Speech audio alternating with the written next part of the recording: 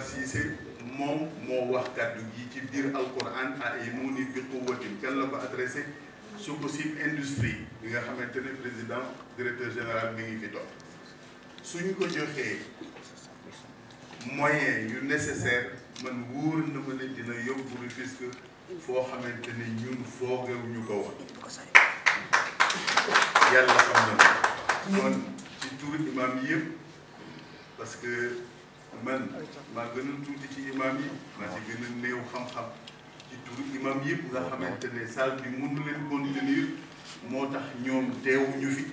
suñu jëmm yi ñun ñu teew ñu ngi ñaan suñu borom subhanahu wa taala à travers ñaan gi ñuy joxe mu gàtt lool mais en sens bu rëy rëy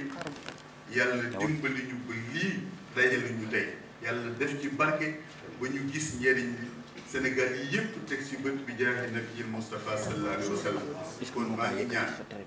ñu toroxlu ci suñu borom ñun ñëpp parce que lii avant muy nekk quoi que ce soit cérémonie religieuse la wallahi cérémonie religieuse la avant muy nekk beneen ordre kon ñu toroxlu ñun ñëpp ku nekk diine bi nga nekk nga toroxlu nga ñaan sa borom subhanahu wa taala pour lii ñuy def nii ket bañ see dugg yàlla sàmmal ko boppam ba mu yegg fa nga xamante ne fa la ñu bëgg mu yegg fa ñu jàng fatiha bu sell doy na sëkk ñu julli ci yonent bi alayhi salaatu wa salaam ñu ñaan yàlla mu defal ñu loolu bismillahi rahmaani rahim auzu billahi samii alim min asheytan arrajim bismillahi rahmaani rahim alhamdulillahi rabbil alamin hamdan yaliqu bi zatihi wa azamatihi wa jalalihi wa kibriyaihi الرحمن الرحيم ربنا ارحمنا رحمة من عندك إنك أنت الغفور الرحيم مالك يوم الدين يا من تملك السماوات والأرض وما تحت الثرى إياك فقد نعبد لا نعبد سواك وإياك فقد نستعين ولا نستعين سواك اهدنا وقومنا وذرياتنا صراط المستقيم صراط الذين أنعمت عليهم من النبيين والصديقين والشهداء والصالحين وحسن أولئك رفيقا أنعمت عليهم غير المغضوب عليهم ولا الضالين اللهم صل على سيدنا محمد الفاتح لما أغلق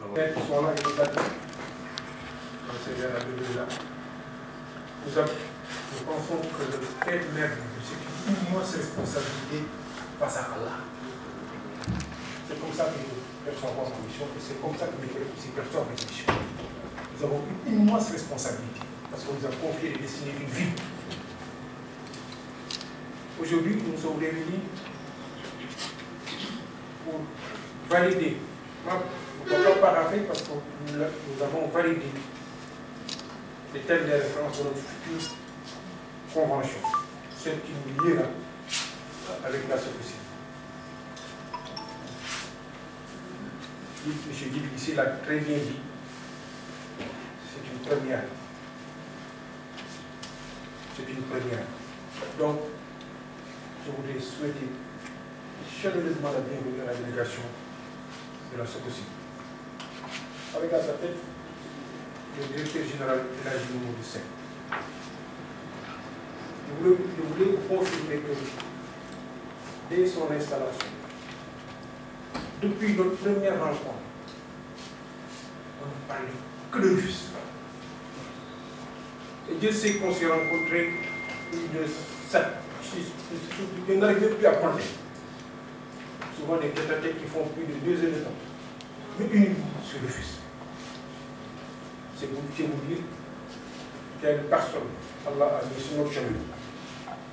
Ça en dit long sur son engagement, son leadership et ses motivations pour ce qui.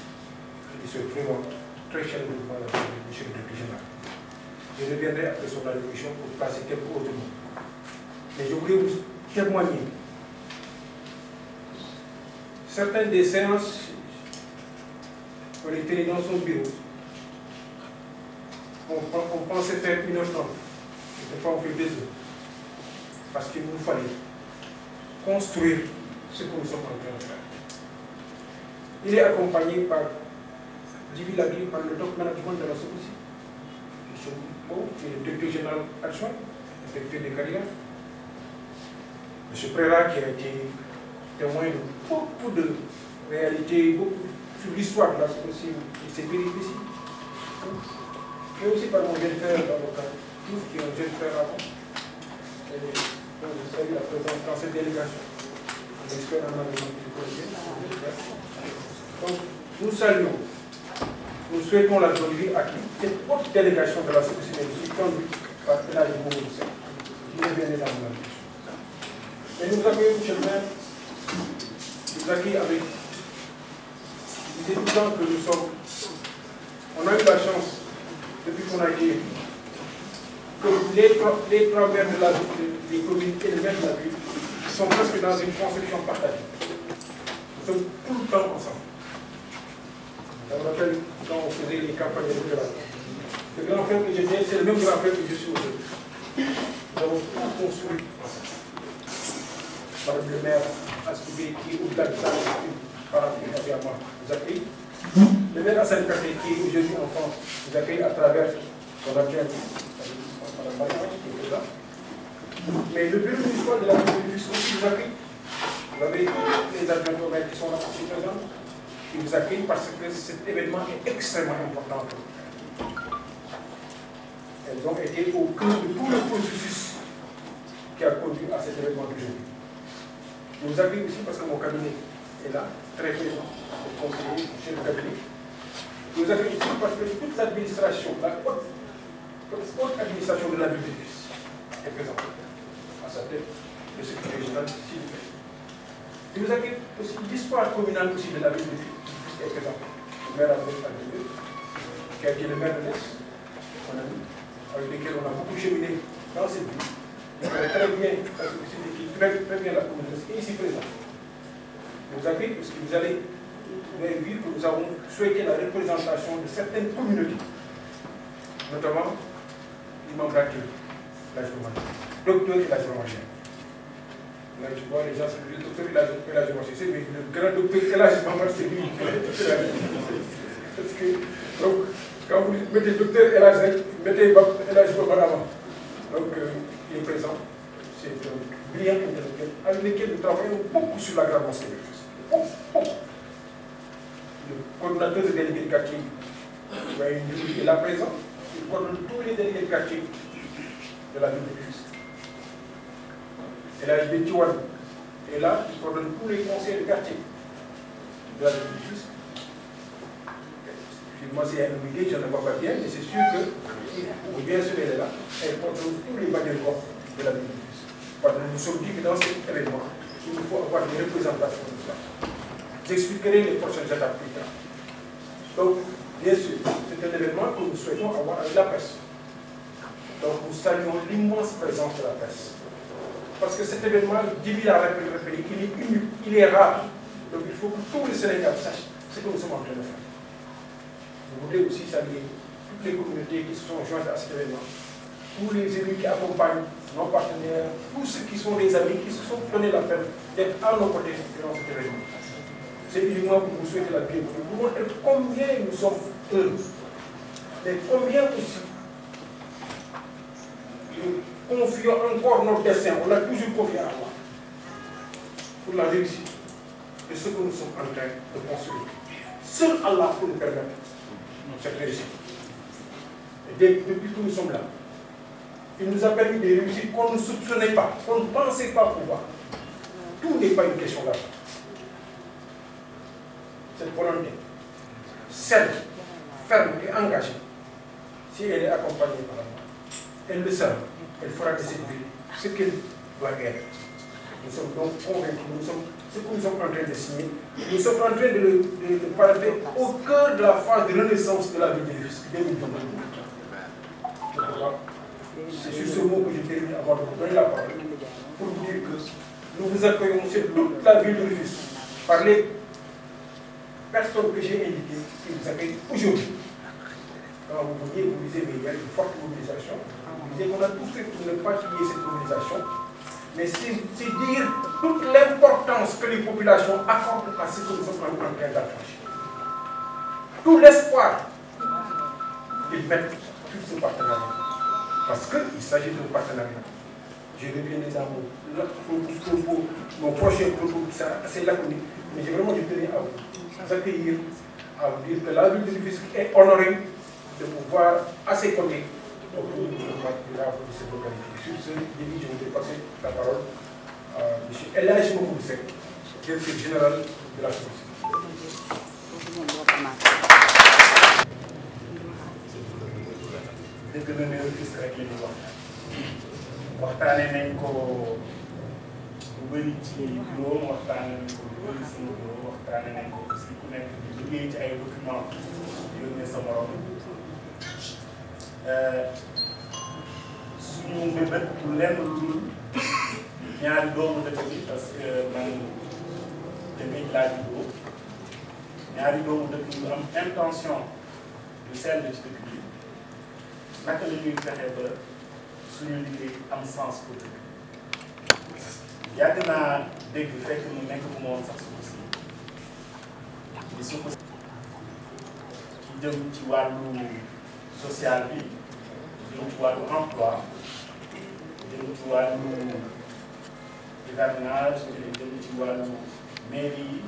dotation yi patente yi fourniture yi bourse yi fondation bi cercle Maurice Gueye mënuñu wax ni dañuy tàmbali def ci tey su ko si yàgg na am loxo ci dëkk mais mënuma aussi bañ a noter que ne qualité partenariat bi saa su nekk dañuy doon ñaax nit ñu yokk qualité te foog naa loolu moo nekk suñu viatique ak suñu décision man ak le monsieur le maire nan la ñuy fexee ba yokk qualité wu partenariat mooy def nañu at yu bëri léegi aussi ci 1948 ñu ngi fi naka la ñuy fexee ba suñuy doom suñuy sët saa suñuy romb gis nañu lii aussi moo ko def te foofu lañ ñuy xaare tey au delà de lépp li nga xamante ne ñu ngi koy def ba pare moo tax ñu insister ci partenariat bi ci lépp lu jëm ci wàllu investissement dëgg la boo amee exploitation budget fonctionnement am na solo ndax ñi di liggéey ci réew mi ay borom kër lañu dañuy fekk ay gerte di fekk ay problème mais li nga xamante ne mooy durée mooy régler les problèmes de la ville sur le long terme mooy investissement canalisation yi poste de santé centre de santé hôpitaux yu mag yi ñu war a def école de formation yi lu nekk loo xamante ne monsieur le maire ak maire yi mu àndal dinañ ci réfléchir ba déterminer ay priorités loolu mooy li nga xam ne mooy des te mooy li ñu war a gën a jëmmal ci action wu SOCOCIM moo tax ñu ne dañu war a réorganiser li ñuy liggéeyee ak maire bi moo tax ma engagé aussi ak SOCOCIM ci élan bu bees bi nga xam ne jël nañ ko dëgg la ñu ngi ci période vacances comité directeur du SOCOCIM presque la plupart dañu jël vacances moo tax tey ma ànd ak délégation bi mais ñëpp sensibiliser nañu bu fekkoon ñu ngi ci période bu ñëpp nekkee fii Sénégal dinañ ñëw teewee bés bi mais maa ngi ànd ak effectivement le directeur général adjoint en charge des carrières Pape Mbow xam ngeen ko bu baax ci SOCOCIM bi nekk yàgg na naa jàppale ñu dem ci wàllu carrière yi ak ñu aussi liggéey Aristide Pera qui est le secrétaire général moom may secondé ci lu bëri en relation avec le directeur de la qualité, de la sécurité, de l'hygiène et de l'environnement du département direction bi am solo SOCOCIM ainsi que les équipes de la communication Marion ak Khadija ñu xamante ne moo nekk kon loolu laa bëggoon wax ci wolof ci tënk pour ñu mën a xam ak presse bi li ñu bëgg a tënk ci discours bi mais en tout cas fierté la ci man en tant que Rufisquois que ñu boole suñu doole yàlla def mu tombé ak suñu ay yal na ñu ko muurloo yal na ko fekkee te tal ko yal na aussi xol yi continuer di ànd parce que au-delà des moyens c'est ça qui va nous permettre de réussir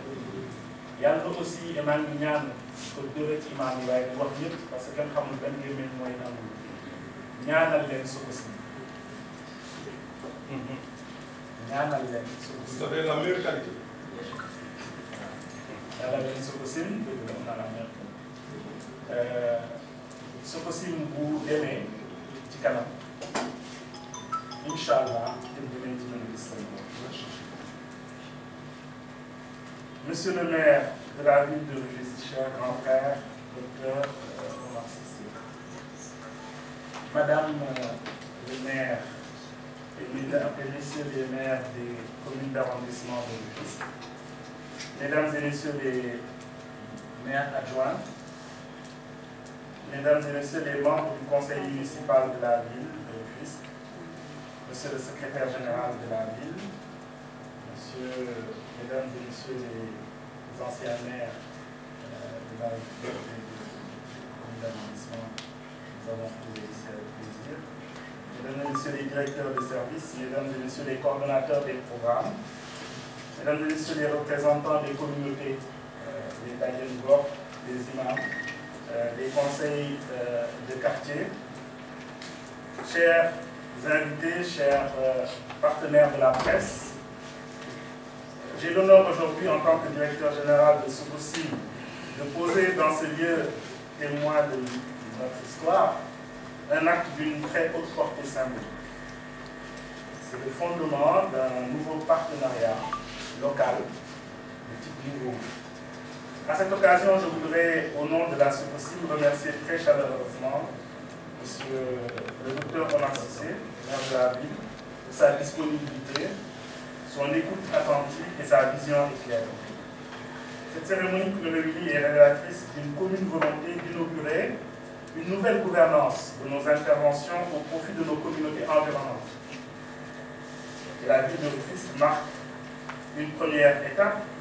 d'un ambitieux programme qui devra rayonner comme un exemple à l'échelle du département, à l'échelle aussi du pays tout entier. Depuis la signature de notre convention minière avec l'État du Sénégal, cela fait maintenant presque 20 ans, nous avons alloué plus de 25 milliards à la ville de Rufisque et aux différentes communes autour de notre exploitation. Sans compter notre démarche RSE, qui représente pas moins de 5 milliards par an,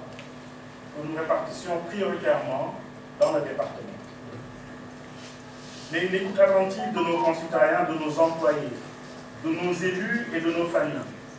a fini de nous convaincre que nous devrions changer d'approche, rendre plus visible notre contribution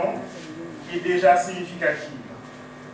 Nous avons pensé qu'il était possible d'agir autrement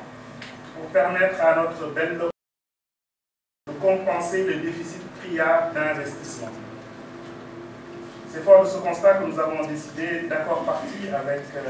le maire de la ville de Rufisque, le docteur Omar Cissé, d'engager des discussions afin de réorganiser nos modèles pratiques d'intervention,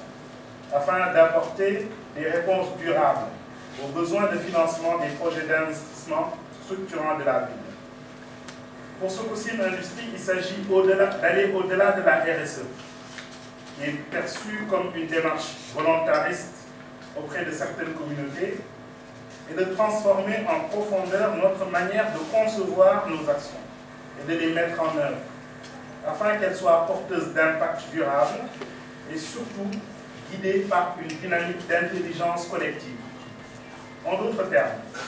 il s'agit d'écrire les termes de notre contrat avec le CIS sous le sceau d'un partenariat de type nouveau, résolument orienté vers la promotion d'initiatives exclusivement destinées à soutenir le développement local par l'investissement. Nous avons une illustration concrète de cette nouvelle méthode.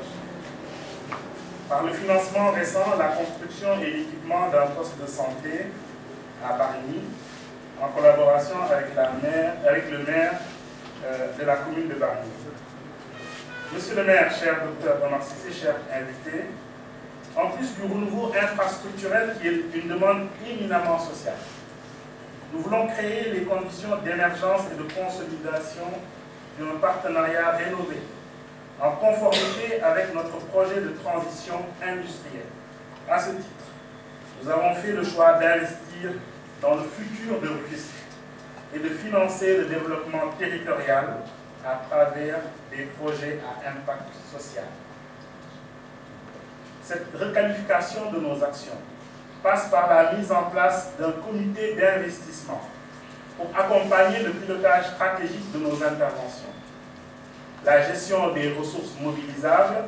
et le financement des projets dans une démarche à la fois qualitative et inclusive.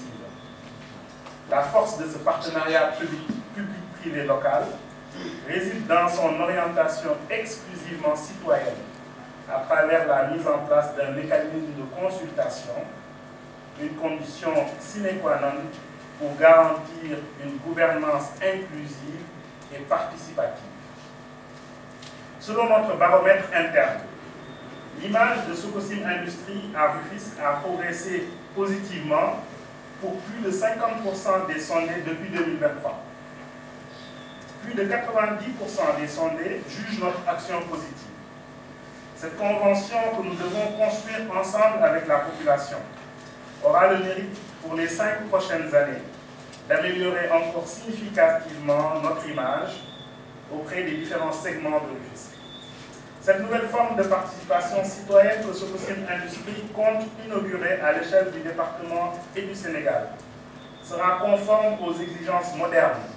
d'un développement centré sur la prise en charge des préoccupations exprimées par les populations. Cette conformité de notre partenariat avec les objectifs de développement local sera une condition de réussite de ce projet. Notre leadership nous impose une transparence totale dans le management de cet ambitieux programme, qui bénéficiera de toute la diligence requise par un audit citoyen des organisations de la société civile. Il est de notre responsabilité d'identifier les projets prioritaires des populations, d'en assurer le financement et de créer les conditions d'une réussite communautaire exemplaire. Monsieur le maire, chers invités, les termes de référence que nous avons fixés ensemble, que nous avons affichés par Sococim Industries, de faire plus communautaire. Si Sococim Industries est devenu le fleuron de l'industrie cimentière en Afrique de l'Ouest,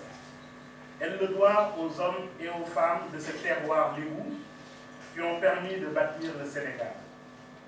Avec le concours des acteurs communautaires, nous avons l'ambition de rehausser le prestige de notre entreprise, mais aussi de notre ville et de notre département, de réduire le déficit d'investissement dans la santé, l'assainissement, la formation professionnelle ou encore la mobilité, afin d'administrer la preuve que notre responsabilité sociale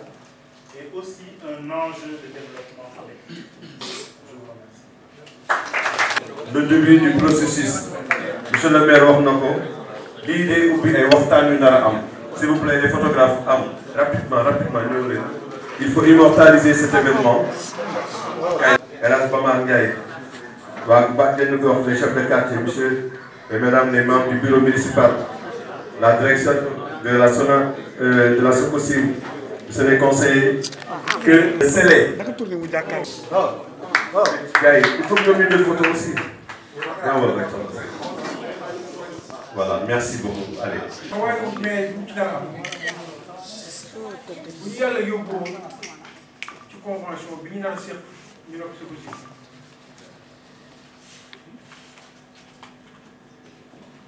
projet bi ñun fii dañ ko jàpp benn projet boo xam ne dañ ko seq Sococim mais gouvernance su projet bi ci bopp gouvernance am bëggoon naa ci ñëw projet bi fas yéene nañ mu am comité de pilotage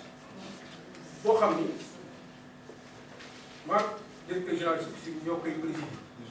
wante ci biir comité de pilotage su ñu nee ñeenti responsable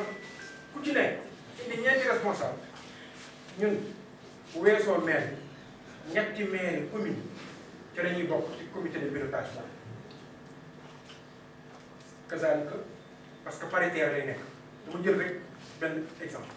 naa dellu si ci responsabilité comité de pilotage am na beneen étape de la gouvernance mooy même comité technique bi nga xam ni moom la ñuy jox responsabilité lu ñu nas ñu jëmmal ko ci xalaat yi fu mu toll bu ñu wutee benn coordonnateur bu xarañ bu ko jiite léegi liggéeyee DST DST wu Tëngéej ak DST wu 3 communes ndax ñoom it saa su nekk ñu ngi seen localité am na donc ñu ko mën a accompagner sur le plan technique toujours ci gouvernance dafa am ci benn kuréel bu am solo kuréel boobu ñu ngi tàmbali liggéeyam bu ñu génnee fii gis ngeen ndaje mii mu am ci teewaay ñi nga xam ne ñoom lañu yaakaar ci communauté yi ñu tànn ci ñaan muy imam yi ulama yi nga xam ne ñu ngi jiite ci lépp lu ñu def ci at mooy délégué de quartier yi nga xam ne daanaka ñooy maire quartier yi conseil de quartier yi nga xam ne mooy xale yi nga xam ne ñu ngi ci yëngu ci seen quartier mooy bàjjeenu gox yi nga xam ni saa su nekk ñu ngi taxaw ci ci jigéen ñi ci askan yi ci quartier yi pour suqali leen ñoo fi teewal askan bi wante bu ñuy continuer bu ñuy formuler convention dañu bëgg nag yéen ñiy fàttaliku bi ñuy defar PDUD xam ndax yéen a koy fàttali am na fu ñu toll woon dañu organiser woon biir commune de l'Est biir commune de l'Ouest ak biir commune du Nord rencontre avec les acteurs communautaires yéen ñi koy fàttali kooku dañuy demaat biir commune de l'Est biir commune de l'Ouest ak biir commune du Nord dajale commune acteurs communautaires wax boobu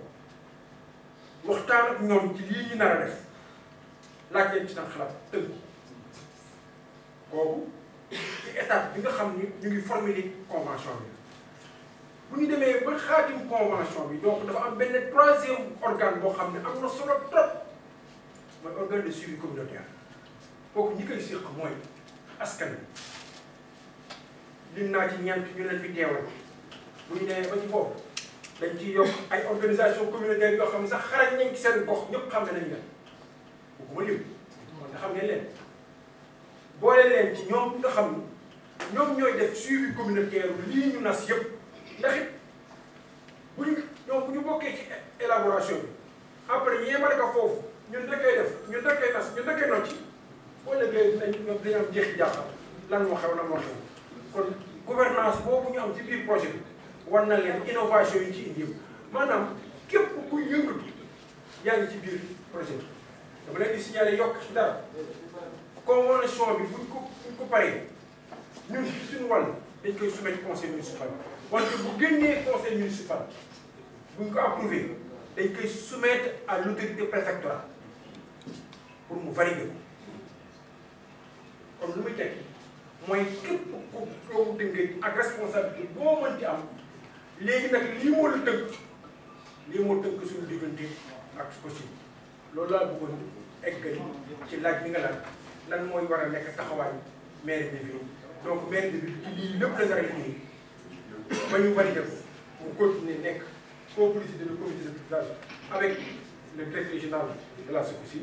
mais à côté des 3 autres maires rôle du comité de pilotage boobu mën naa ci junj tuuti dafa am solo ndax ay la yéwén bu li ñu bëgg a def ci dëkk bi bari na li ñu fi war a def bari na wante ñëpp d'accord nañu loo xëy ren rek wala suba rek nga rek def kon dafay laaj ay priorité ci priorité yooyu wàllu comité de pilotage daf ci am rôle bu essentiel déglu say wante bu jaree ñu tànn priorité pour liggéey moom dañ leen koy xaar ci loolu laa ñoom mën naa koo yokk ci waxtaan jërë ngeen jërëjëf li tax ñu engagé wu ci projet bi mooy li monsieur le maire wax sànq xam nañ ne mënul am développement SOCOSIL bi mu waree sans développement communautaire loolu mooy solo bu njëkk parce que entreprise souvent dañ ko wax mu feeñ mais entreprise objectif am mooy mu suqaliku ñi nga xam ne ñooy investir ñoom li tax ñuy investir pour ñu am ay résultats mais man mosuma gëm ne loolu dafa contradictoire ak objectif yi ñu mën a am en tant que humain qui vit dans une communauté muy objectif u développement social objectif u cohésion objectif u solidarité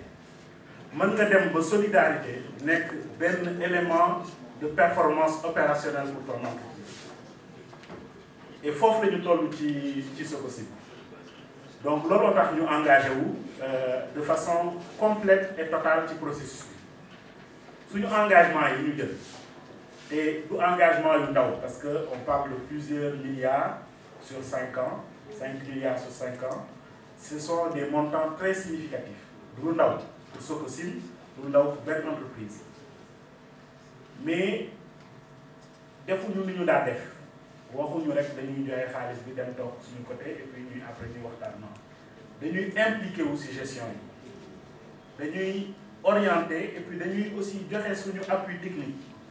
parce que Sococim bëri na ay compétences techniques yoo xamante ne yenn saa yi dinañ ko soxla ci projet mën nañ ko aussi mettre à disposition am nañ aussi compétence communautaire parce que am nañu ay organisation ñuy permettre ñu mën a def ay consultation et loolu yëpp ay KPI la c'est-à-dire ay indicateurs la yoo xamante ne dañ ko soxla ñun ci suñu doxalin